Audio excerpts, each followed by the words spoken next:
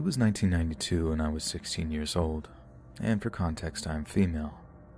I live with my parents in a small coastal town in Oregon.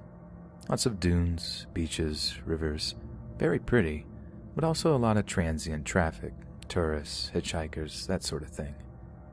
The town I grew up in consisted of fishermen and loggers. Everyone pretty much knew everyone, so for the most part I felt safe. I was working at a fancy fish restaurant in the tiny town of Charleston that sat right in the harbor off the main dock. It was about 15 miles from my house. I only worked a couple of nights a week, and my parents would just let me drive their car. I wasn't old enough to serve alcohol, so I worked as a busser. Each server got their own busser, and then at the end of the night they tipped us out. This new guy named Jay moves to town from New York City. I always worked his shifts, and we got along really well, so after the first few weeks he started picking me to be his own busser, which is great. I liked him because he was good at his job, cute, funny, and always tipped me out really well. One night, we were way busier than usual, and it took us a really long time to do our side work.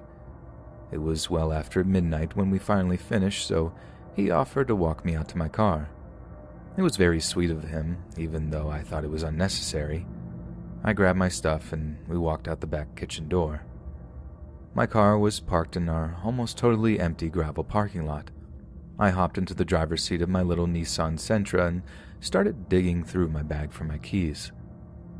All of a sudden, his eyes got all wide and he says, "Why isn't your door locked? Are you crazy?"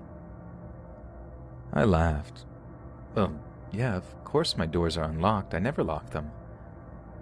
Jay looked totally mortified. "Why not?" he asked. "Why would I?" I retorted. Stone-faced, Jay then sternly tells me to lock my door. I started to giggle, and in jest, I put my hands up as if to tell him to relax. I reached over and smacked the lock down so he sees it. Then I made a catty comment, something to the effects of, "Relax, you're not in New York City anymore." But this wasn't good enough. He then walked around the front of my car and casually opened the passenger door, snaps the lock down and shuts the door, and with a smile of victory walks back inside the building. I'm still giggling as I drive off. Gotta love big city people. It was almost 1 a.m. at this point. Usually I'm done and home by midnight, but I made a lot of money and I was in a super good mood, so I turned up the stereo and headed home. There are 2 ways for me to get home. There's a main road that is well lit and well traveled, but goes all the way around the town, forcing me to loop back around to finally get me home. The second route is Libby Lane, which is adjacent off of 7 Devils Road, which is linked to almost as many urban legends as Route 666. A road I would never walk on at night, and many people avoid driving it even during the day. But Libby Lane was also by far the shortest route home, as it cut straight through the forest and dropped me off very close to my house. Libby Lane was not lit with lampposts, and due to its curvy, windy, narrow lanes, was pretty much only traveled by locals. It was quiet, and oftentimes I would drive all the way home without seeing another vehicle, as large stretches of this road were just desolate. I grew up hearing all kinds of stories about these 2 roads. Everything from boogeymen to satanic worship rituals, even UFO sightings.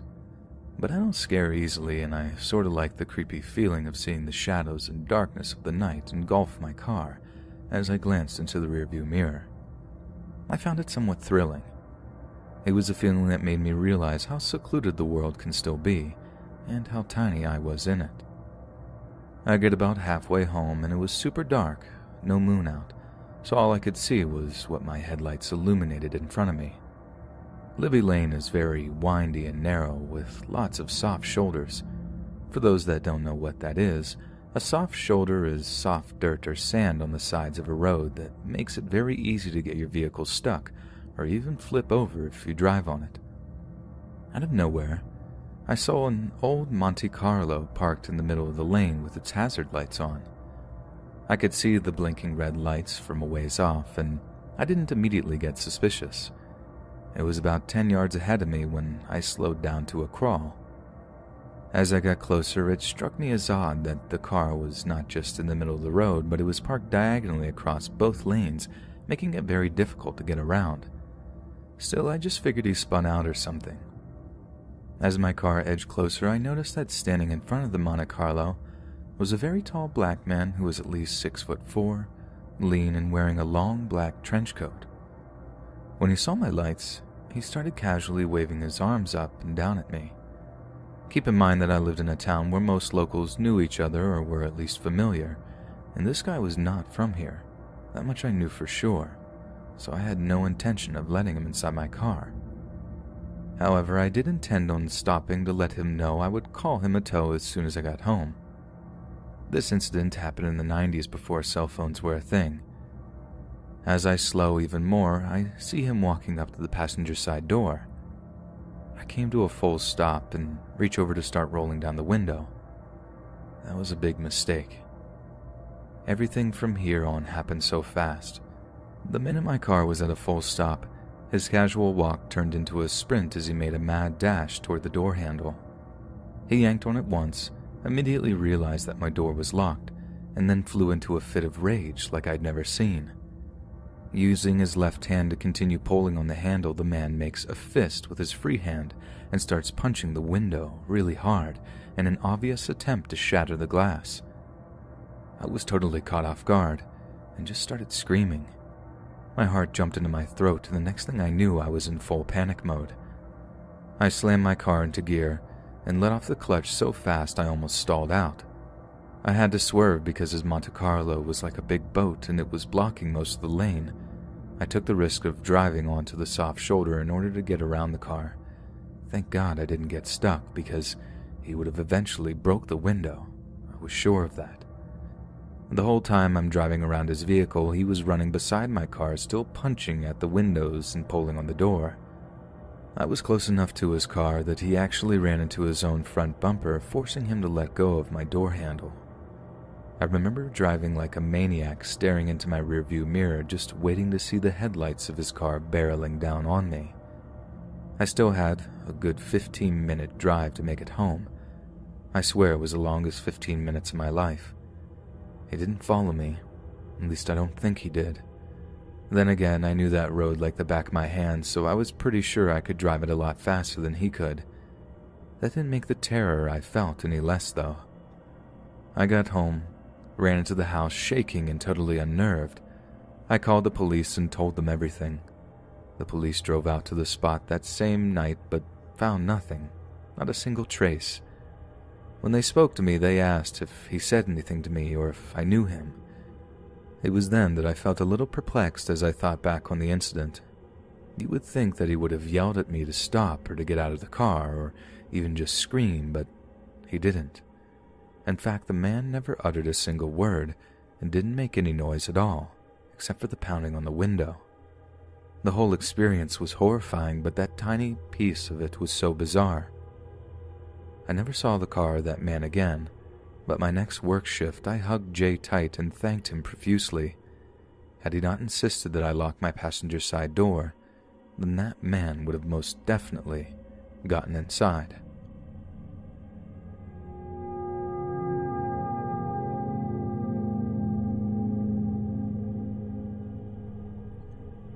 It happened in the summer of 2016, and I was currently spending a couple of nights alone at home while my parents were away on a trip. I don't live in the nicest of cities, but live in a relatively nice neighborhood since it's right next to a major university. I've been followed home a couple of times, had neighbors have their homes broken into and the like, but most of the really bad stuff happens in the downtown area of my city.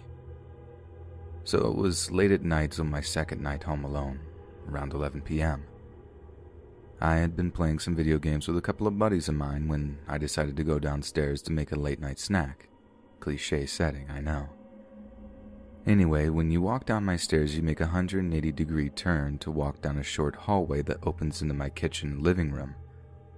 When you open the door from the hallway into the kitchen, across from the kitchen table is a set of doors that open into the backyard. The two doors have giant windows that cover the whole door, kind of like a storm door, I suppose. Those will become relevant later. As I go into the kitchen and start making some ice cream, I thought I had heard some laughing. Now at first I thought it was just my phone since I happened to be listening to a scary story podcast at the time. However, as I paused my podcast and waited a second, the laugh came yet again. The sound was odd. The best way to describe it would be like if you took the Star Wars character Yoda's laugh and made it a little creepier. It was childlike and playful, yet it was deep and sadistic. The laugh repeated again a third time, this time a little louder. I began to look around, wondering if it was just my mind playing tricks on me. I walked over to the sink where one of the windows that looks out to my backyard was, and I just saw darkness. There didn't seem to be anything out there, but right as I was about to look away, a face appeared at my window. I immediately jumped back and gasped. The face got closer to the window. It was a man, and he had a giant cartoonish smile on his face. He let out another one of those laughs and walked towards the 2 screen doors next to the sink. He began to jiggle the lock, all the while laughing and tapping at the window. I bolted upstairs, locking myself in my room with my bow staff in one hand and my phone in the other. Just as the operator picked up, I heard glass shatter downstairs, and the laugh, that terrible, creepy laugh, echoed throughout the house. I tremble and shudder as I told the operator my situation. She told me to stay calm and that an officer would be there soon. As I pulled the phone away from my ear for a second, I noticed that it was silent. I stood there, the wooden floorboards creaking as my weight shifted. Then I heard it. That laugh again. It was quiet at first, and then it got louder. I could hear the man walking up my stairs, the floorboards creaking louder with each step. It got louder and louder, and before I could realize what was happening, he was at my door. I stayed completely silent, ready for him to come in. He tried the door. The lock jiggled. He began to laugh even more as he started to pound on the door. The pounding got louder as he began to throw himself against the door, the latches starting to give way. And that's when I saw it, the flashing lights.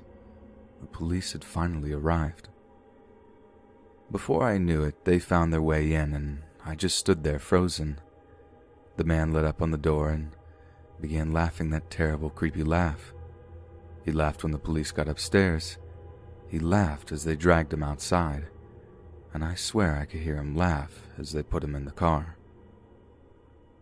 The rest of the story is kind of much of a blur. As my parents arrived home, we got the place fixed up and the guy was convicted for breaking and entering. Now I'm almost 18, and now it's just another story to scare my friends.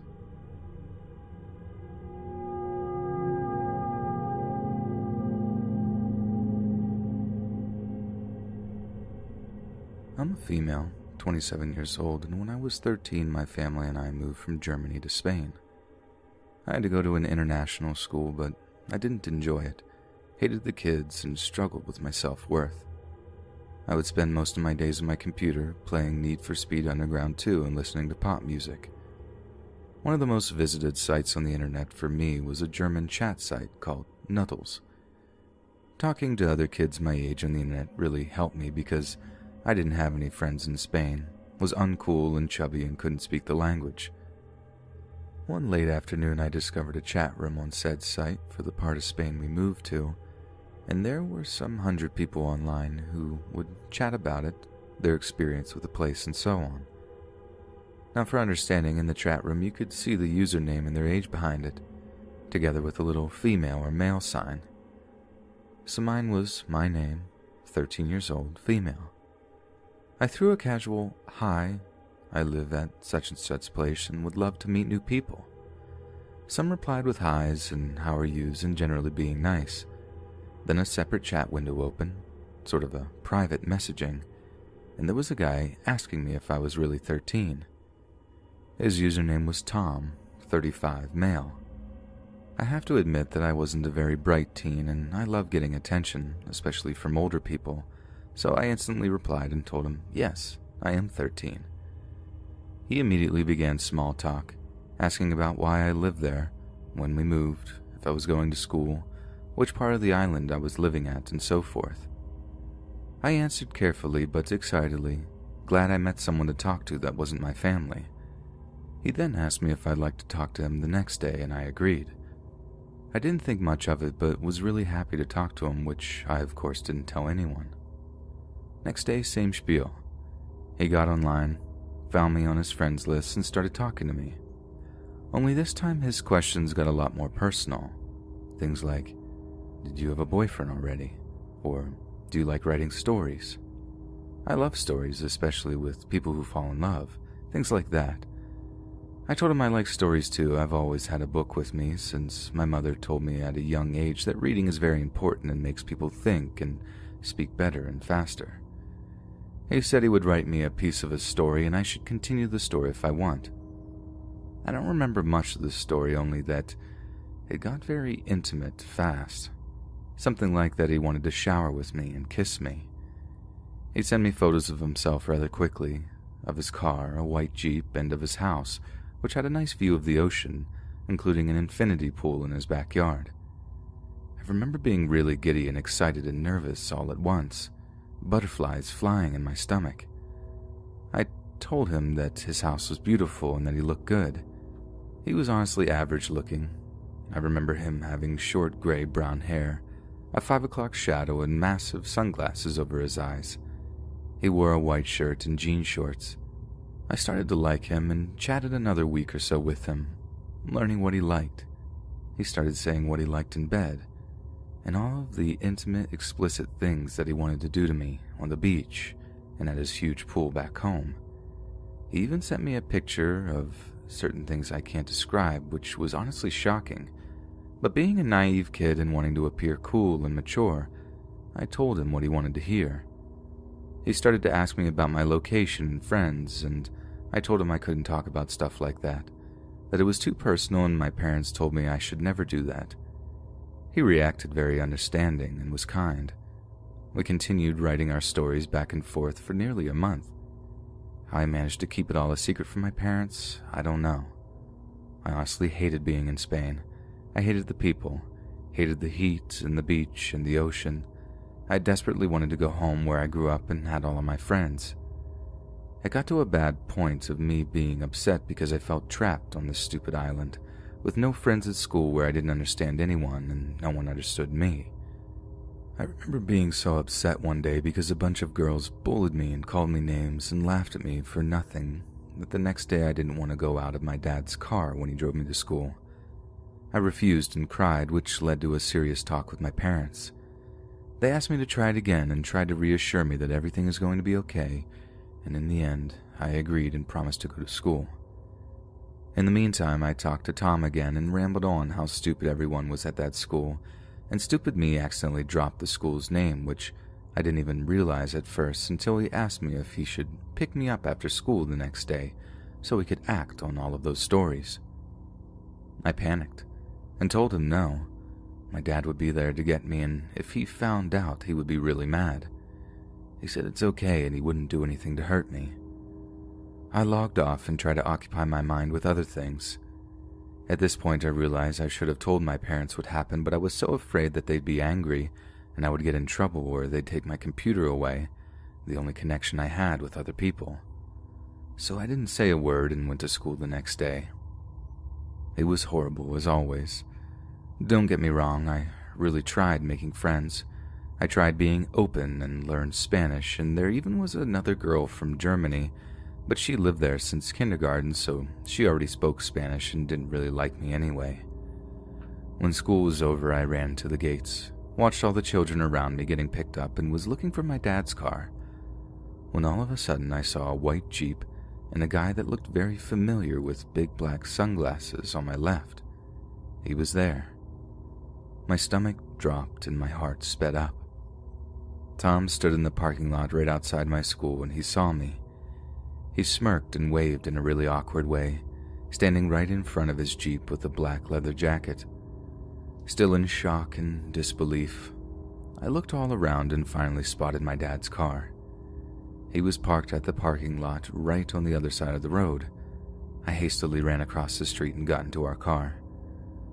My dad said hello, asked about my day, and tried to answer like everything was okay, and my heart wasn't in my throat, beating so fast I thought that it would come out of my ribcage at any second. Safe to say I never talked to Tom again and deleted my account. However, it wasn't the last time I logged onto that website, and it wasn't my last experience with a creep. Maybe this isn't as frightening of a story as some up here, but it surely was to me. Since then, I've been very careful with my private information and never told anyone about where I live. I still hope that Tom never acted on his desire, and that there weren't any other girls my age.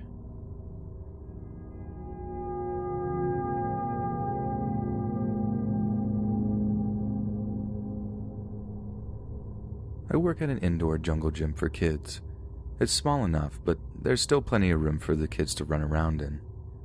We close at 8 every day, usually with one kitchen staff, one manager, and one general floor worker.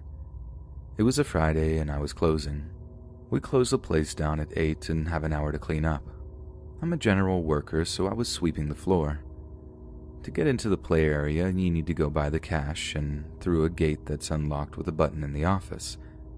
The kitchen staff worker already left as it was pretty dead in the kitchen that night and she finished early, so it was just my manager and I. My manager was in the kitchen collecting the cash for the whole day. I was sweeping the front when I heard the front door open. "Sorry, we're closed," is what I said without looking up. When I did look up, I was face to face with a man in all black, holding a gun. I instantly froze and dropped the broom. "Open the cash and give me all the money or I'll shoot." His voice was raspy and sounded like his throat was filled with gravel. I was paralyzed in fear. I simply nodded and quickly walked into the office. The man was following behind me, his gun pressed up to my back. At this point, I was having a severely bad anxiety attack. My manager was still in the kitchen, which is out of sight of the office. Turns out my manager had already logged out of the till, meaning I couldn't get in and get the cash for the gunman, which only caused me more anxiety. "Hurry up," he said, and I noticed I was having difficulty with this. "I can't log in. I don't have the password to get in," I said back to him, hoping he would realize he had no chance of getting money from me or my workplace and would just leave. But it only angered him. "I don't care. Just find a way to open the cash box or I'll blow your brains out." I can still hear that last part in my mind. I was freaking out and trying different number patterns, but absolutely nothing worked. Then I heard the police sirens and felt somewhat relieved when I saw how scared the man looked. He dropped the gun when he heard the cop call out for the man to drop his weapon, and she cuffed him. After he was pulled away, the cop talked to me and my manager, who had glanced over when she heard his voice, then called the cops from the kitchen with her cell phone, which she brought with her. Thank God she was there. It's been about a month now, and every time I close, I'm always so jumpy and can hear his voice in the back of my head saying, "I'll blow your brains out."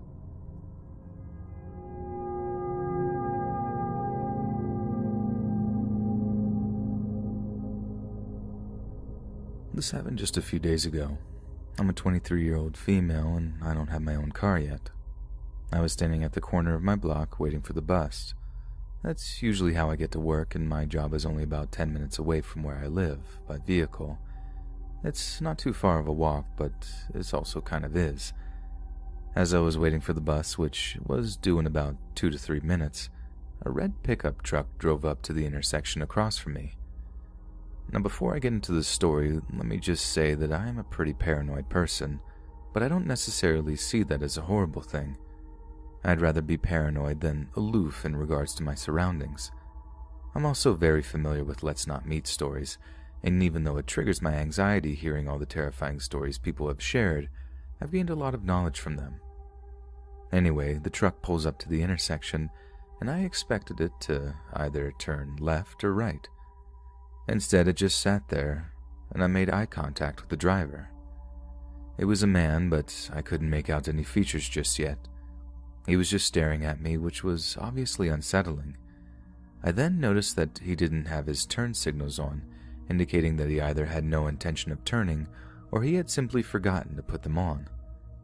I continued to watch him carefully while slipping one hand in my coat pocket for my phone and the other into the other pocket to make sure I had my pepper spray. Thankfully, I had both.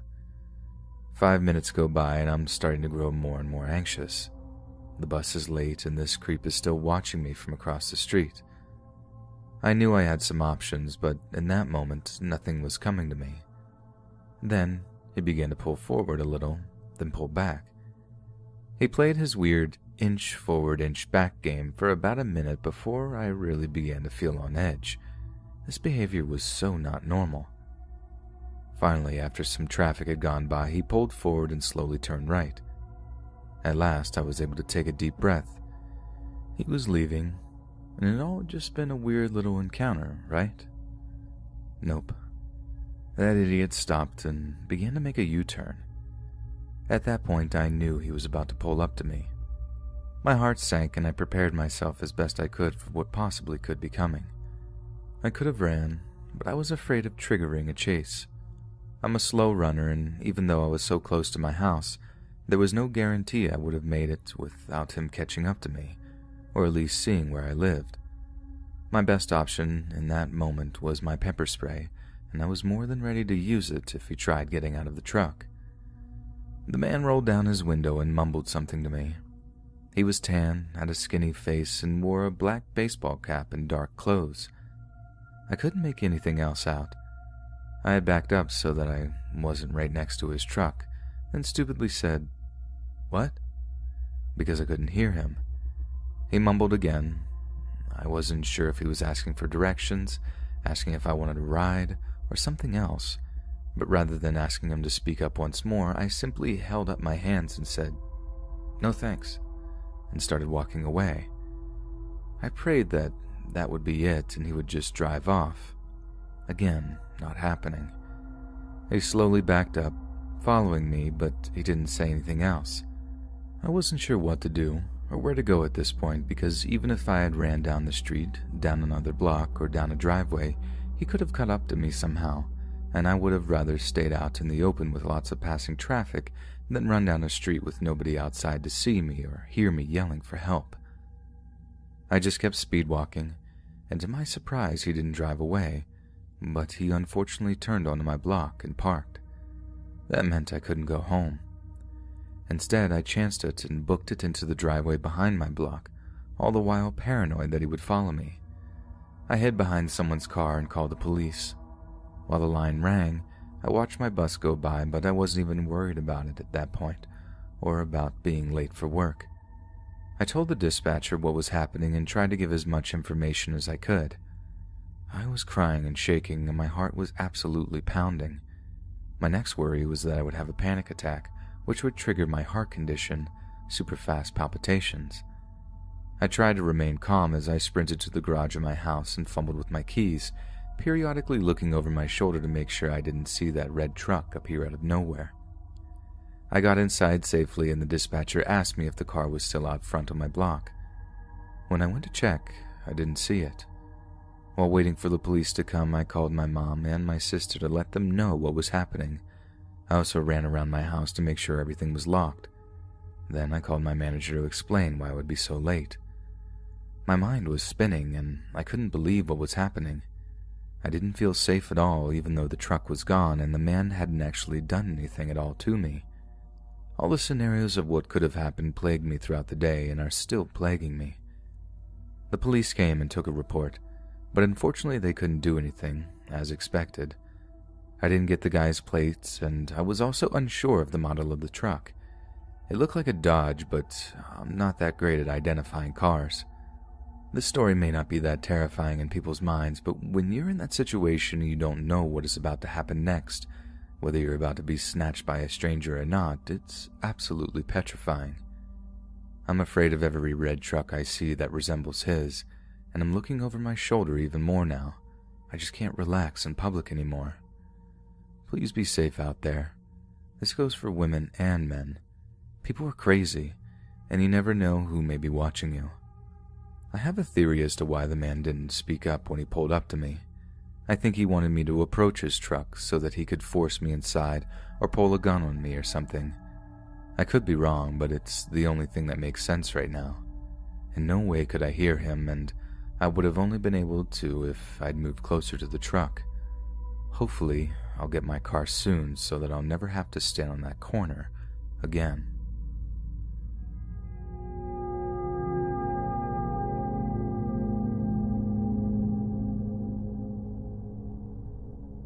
I love reading and listening to other people's stories, so I've gathered the courage to share my own stalker experience with you. I took my sweet time, and the story itself is quite long. I'm sure you'll see why, though. I'm a female, 21 years old, a student living in the Czech Republic, a teeny tiny country in Central Europe for all those who don't know. This all started on the 1st of April 2019 and lasted for the next month and a half. And to be honest, it still isn't completely over yet. One of my majors is journalism.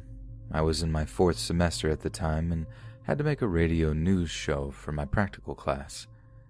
That meant finding my own real topic to write about and record sounds, the usual simple stuff. I decided to head to an exhibition of a famous Czech writer, Milan Kundera. He's great, because at the time his 90th birthday was celebrated there. The event itself was amazing. I got all the info and sounds that I needed. Someone handed me a celebratory glass of champagne, and I was just strolling around, looking at the exhibits of books and whatever. That's where I first met him. He came to me and introduced himself as Ivo. I personally prefer calling him Idiot. Blonde hair, green eyes, clean-shaven, nice suit, and quite handsome. Could be around late 20s. He struck up a conversation with me about the writer, and honestly, it was all cool for a while. Though wary, I'm a magnet for encounters with random people, so I wasn't weirded out or anything.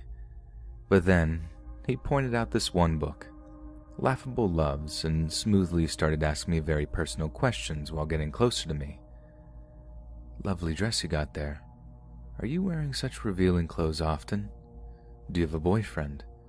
You got such huge eyes. Gotta catch the attention of at least a dozen guys. Sure got mine. Bear in mind that in the meantime, he got me 3 more glasses of champagne and I was getting kind of tipsy.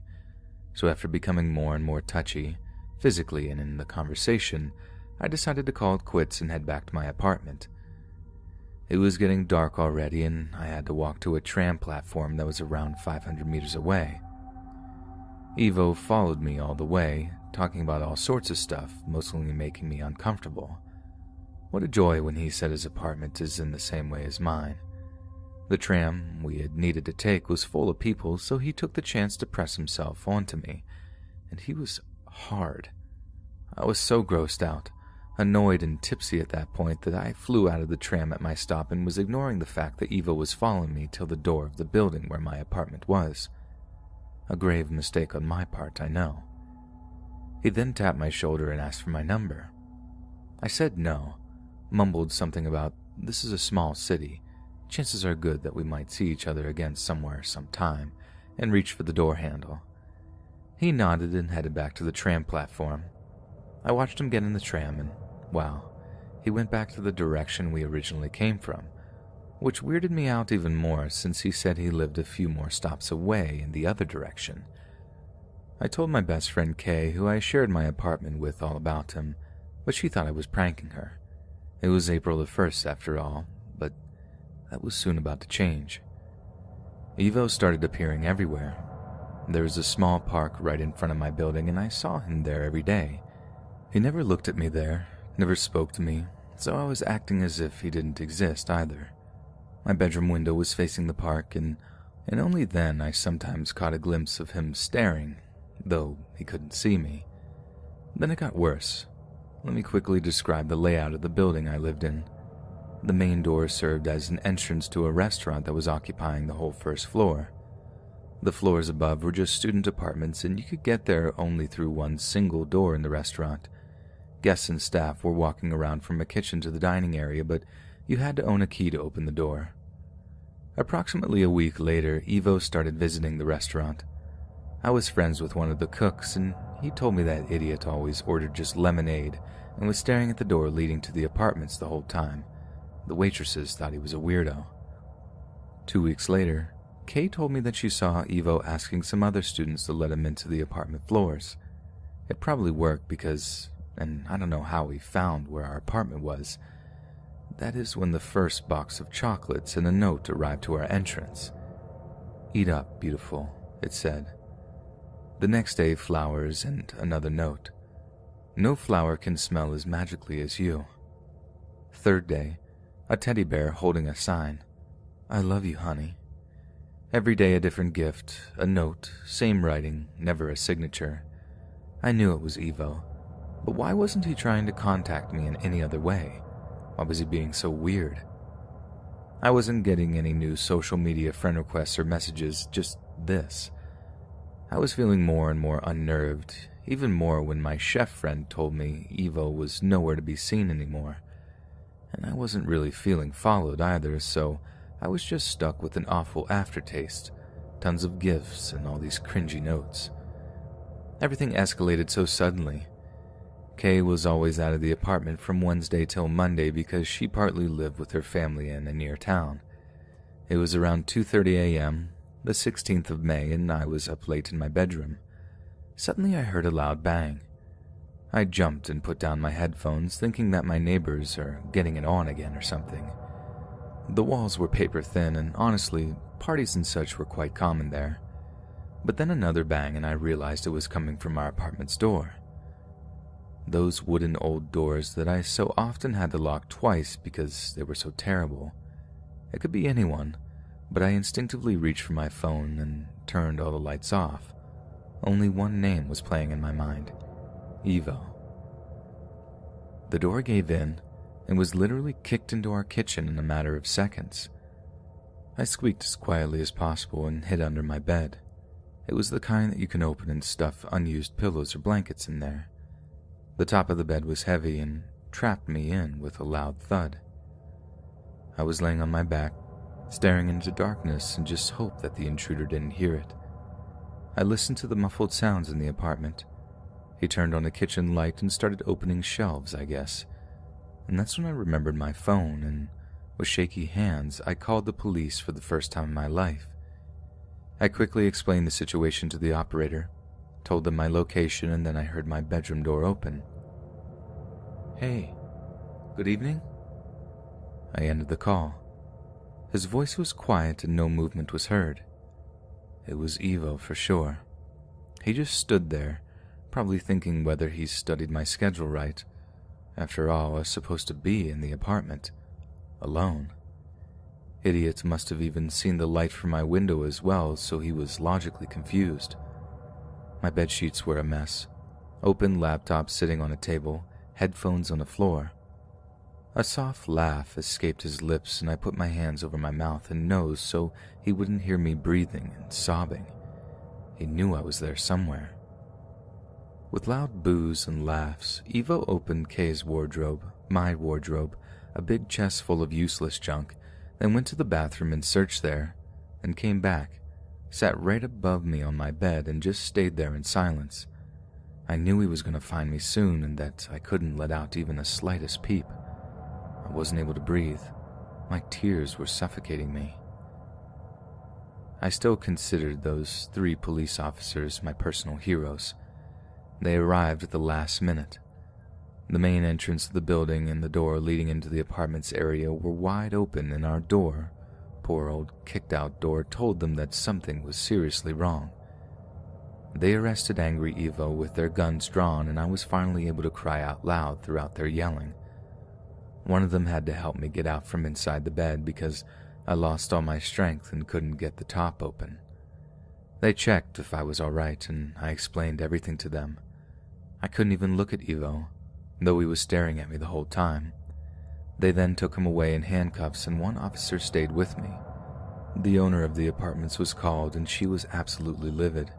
She told me she definitely would press charges against the dude and that I can add my allegations into the case. Because I got rid of all of the gifts and notes and therefore didn't have any solid proof of stalking, this was the best thing that I could do. My mom arrived shortly after, and I spent the rest of the semester with my family. And that's basically it. I'd love to say that idiot's in jail now, but the trial never really happened just yet. It so far got postponed twice because of Evo's health reasons, which is nonsense. So he's still running out there freely and no one can do much. As for me, I'm better now. I take it as an experience that gave me something to remember. I just hope that justice will once be rightfully served.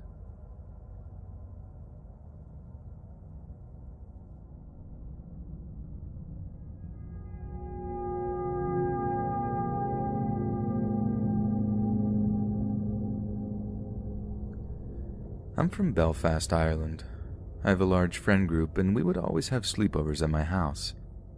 This is the story of how one campout out in my back garden all went wrong. I live in a nice neighborhood, mostly with old people in it. It was around Easter, and in my school, we get a week and a half off for the Easter break. Just before school ended, we decided to have a campout in my back garden because I recently got a new tent that could fit probably my whole friend group in it. It was the Saturday after we finished. We all met up at my house around 7 o'clock. We ordered pizza, made marshmallows around the fire, and all in all, we had fun. At around 12:30, we all decided to crawl into the tent to play some card games as it was getting quite cold outside. I dealt all 13 decks and we began a game of Jack Change It. After around 5 different card games, we all ordered some food and climbed into bed to wait on it to come. We got a text message saying it would be there in around 40 minutes, so we all could relax for a while. The food came and we all went outside to sit around the fire and eat. I have a large back garden and we were all at the bottom of it, so we weren't afraid of waking my parents up by singing and talking loudly. After finishing our food, we got back into the tent and decided to get some rest. When everyone had drifted off to sleep, I was awoken by a strange sound, a sort of whistling sound. I brushed it off as being me dreaming, but around 2 minutes later, there it was again. Every 2 minutes it happened again. I woke up my friend and told her to listen. Straight after I said that, there was a different kind of whistle, and it came from the other side of the tent. This was when we all decided to wake everyone up. After around 10 minutes of listening to the whistling going back and forth, we heard footsteps coming from behind the tent. The crunching of leaves made us all fall still. 1, 2, 3, run! I whispered in a frantic voice. All 13 of us sprinted the 15 seconds to my back door. We unlocked the door with the key my mom gave us and all ran in. We looked out the window and all could just slightly make out 3 human figures at the bottom of my garden. We all slept in the living room that night, and I've never had another camp out in my back garden again.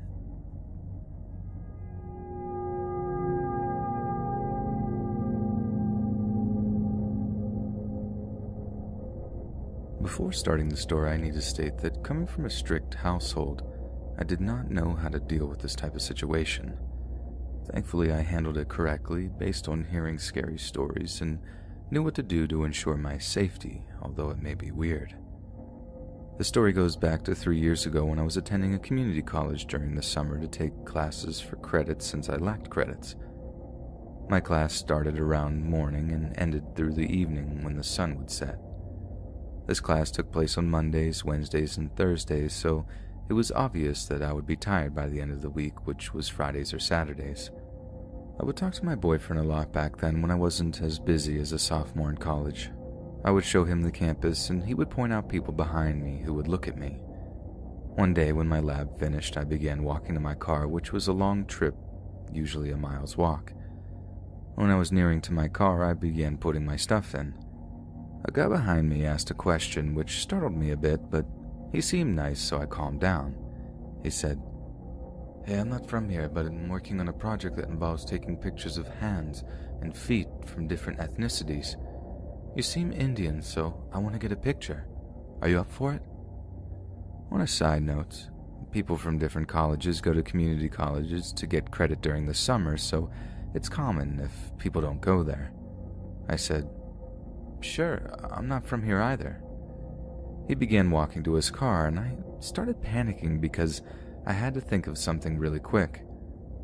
My phone was terrible because I cracked it to the point where it dies very quickly and the camera doesn't work. Yeah, I was irresponsible back then. I thought of a plan, which was to get in the car and leave the door open if he tried anything. I tried memorizing the license plate, but I couldn't. When I got inside, he told me to take off my shoes, and I was looking for his camera. He said his camera's in his phone. I wasn't shocked because he didn't have an actual camera and relied on a phone. Was a bit suspicious. My gut was screaming to get out of there now. Get out of there alive. It had been a minute, I don't know how long, and he told me I was pretty a couple of times, and I said thanks. I made it up an excuse to leave and immediately got out of there. I walked to my car fast and I was freaking out a bit. When I got home, I told my boyfriend, and he became suspicious and worried. I informed my biology teacher and never heard of it again until 2019. It's 2020 right now. My boyfriend and I were talking about the incident one night, and he brought up how the guy is connected to a gang. My boyfriend got the info from his friends, but I won't go into detail about how he got it. He was targeting me for some reason. He apparently was actually dangerous since he had something in his pocket which was an injection to make a person sleep instantly, I believe. The reason he didn't inject me was because there were people around us and he was being cautious. That day, he could have sold me, ended my life. Who knows? All I know is that I'm glad that I listened to my gut that day, which saved my life.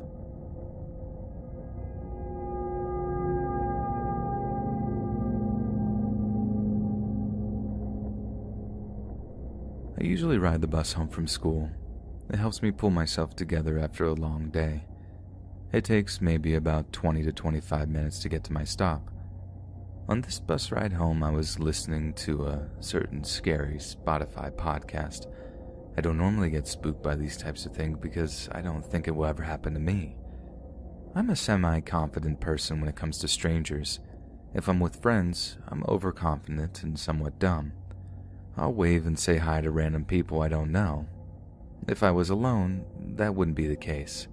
This is important to the story. Knowing me, I'm not afraid of strangers and very observant when it comes to public places. My bus stops at my stop and I get off. 2 other kids get off at my stop and meet there what seems to be Mom at the first house. I live in a trailer park for the time being, so there are many trailers before mine. I live near the end of the park, so it is a far walk for me. There are speed bumps every couple of houses. I was still listening to the podcast when I kept hearing the sound of a car coming behind me. Thinking it was coming from the podcast, I looked back, just to be sure, to see a car driving really slow behind me. Thinking that they are slowing down due to the speed bump I was walking over and maybe being in the way, I stepped aside onto the snowy sidewalk. I keep walking, now past the speed bump, and I notice that the car hasn't passed me, now passing a man who's shoveling his driveway before again looking back. Now the car is turned around and is driving at that same slow speed. This catches me off guard as my gut gets this weird feeling. I brush it off and keep walking, knowing that my house is close. I walk up to my driveway before taking one more glance back. The car is now turning around, driving incredibly slowly. I'm now in my house watching out my window while writing this to see if that red car comes back. I don't know what the driver had in mind. I don't really want to know. If my gut feeling is right, then that man shoveling his driveway may have inadvertently saved my life.